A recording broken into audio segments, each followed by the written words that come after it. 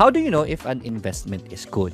The 4 major measures are the following. Unang-una, is it legitimate? Again, proof of withdrawal is not proof of legitimacy kasi sinasabi ng karamihan, oy, legit to kasi ito, nakapag-withdraw na ako. No, hindi po yan. Are the people holding your money? Saan mo ba pinapadala ang pera mo? Sino ba ang humahawak ng pera mo? Kanino mo pinapadala ang pera mo? That's very important, right? Wag mong basta-basta ipapadala yan kay kanino. Kasi dapat yung tumatanggap ng pera or nag-hold ng pera mo is licensed, the business is legitimate, etc. Kung sa stock exchange man, di pa broker, yung broker is legitimate, may license ba, etc. They should be registered by SEC. So, ganun dapat ang tinitingnan mo. Hindi profits. Ang tendency kasi, pag pinakitaan ka na ng, oy pre, eto yung kita ko, 20,000 pesos in just 5 days. All these 4, itong 4 na to nakikita mo, goes out the window. Tinatapon na yan, nabubulag na agad sa profits. Yan yung sakit ng mga Pilipino. Unang-una titingnan mo is the legitimacy.